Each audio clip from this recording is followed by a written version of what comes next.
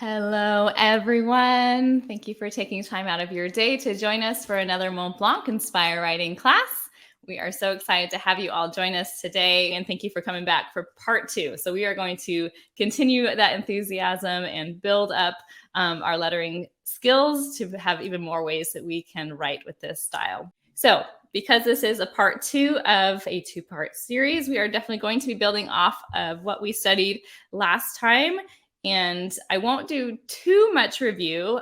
So those of you who have not yet taken that class, go ahead and watch the review or the replay on the website. But we'll highlight a few of the similarities between the uppercase and lowercase. Or in today's class, I want to use the terminology minuscules and majuscules because we might as well know the proper calligraphic terms.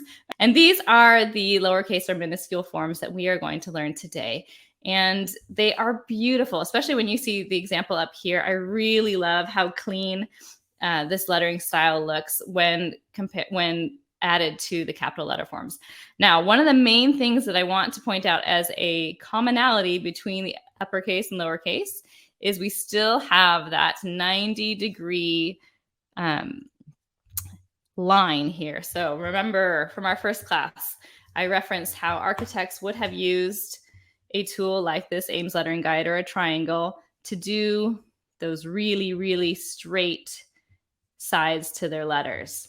Okay. So whether or not you are practicing this with a guide, or most likely you're just using whatever writing instrument you have, we still really do want to aim for that fairly perfect 90-degree line in these lowercase letters. Let's go ahead and look at this next page here, and we're going to review a few of the principles that the lowercase forms, the minuscules, have with the uppercase letters. This is not quite as obvious in the lowercase forms, but you will see it in the N or in even the space that the O takes up. They are a little bit wider, so there is that boxy proportion still. We still, like we mentioned, we have that very straight 90 degrees. It's going to be really important. And, almost all of these have some straight portion to them. So really straight 90 degrees. And then we will talk about this a little bit more when we go over the individual letters, but those curved overturns. Now, I probably exaggerated this one a bit much. I wish the example I had given you came down a little bit further, came up, and then a little curve here before coming down. So it is still curved. It's not a sharp point up there. So nice curved overturns. And we'll see that in the M, in the H, in the N. Okay, so curved overturns. Just like in the capitals, we have our slanted ovals. And I would say for the lowercase forms, try to keep this a pretty tight oval, especially if you're writing small, because it's this oval shape, which is in so many of the lowercase forms, that is really going to stand out and distinguish this style of lettering from maybe some normal, very clean printing that you do on an everyday basis. So you do want it to stand out as a little bit different than maybe your typical O that you would see. So really think about squeezing in the sides of this oval. I call it my squish jelly bean. So it's really tight and it is on a slant. Okay, so we're still going to incorporate that just like we did with the capital letter forms. And then some of the letters still do have those steep angles. In the capital class or the last class, we talked about the letter E as an example, a capital letter E. And our lowercase s, similar to in the capital form, is going to follow those steep slant lines. The crossbar of our lowercase t will be on that slant, as you can see here. And this portion of the E, it's just not quite as much at play in the lowercase forms as it is with the capitals.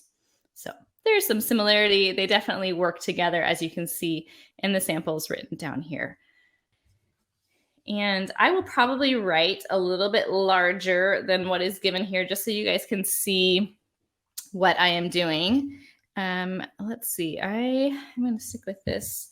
The curved nib I can write in different sizes. So I'm going to go ahead and flip the nib upside down. So I'm writing pretty small, pretty thin with it. The way that I have these grouped is this other, obviously it's not alphabetical. So this top group are the letters that are made with that slanted oval. These ones are going to have the ones that have that curved hook to them, and we'll talk about that in a second. This little hook portion. These are our stick letters, our more angular letters, and these are just plain fun and really the ones that I feel make this lettering style kind of sing in a unique way. So let's first look at these oval letters, and as a fun way to demonstrate just how crucial this oval shape is, I would like you guys to do, let's see, first 3 slanted ovals, not touching one another, a little bit of space between them. So 3 of our pinched slanted ovals and then a little bit of space, and then do 4 next to each other. And we are going to turn this into 2 words. And I want to demonstrate just how much that oval is in our letters. So 3 and then 4. And then I'm just going to add straight lines to it. So we will have the letter B, A, D, G, O, O, D.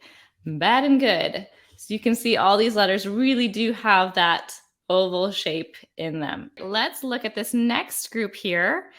And I'm going to highlight this little corner. Let me do it real big. I'm going to do the letter M, nice and large. So first I'm going to show you what we don't want to do.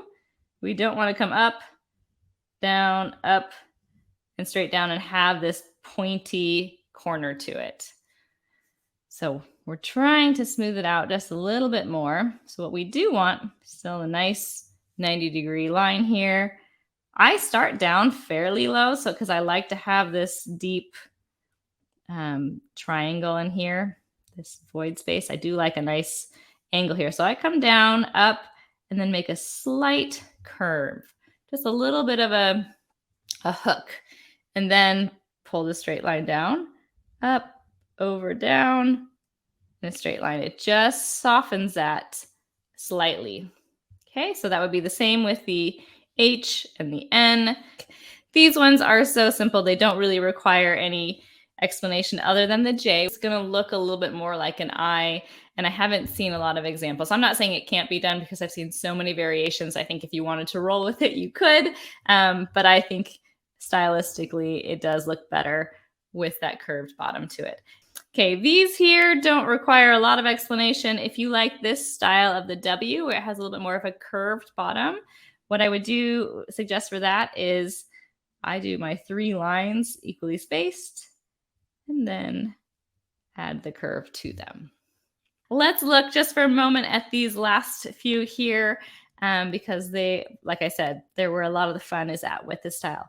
With the letter F, I'm going to do each one of these a bit larger.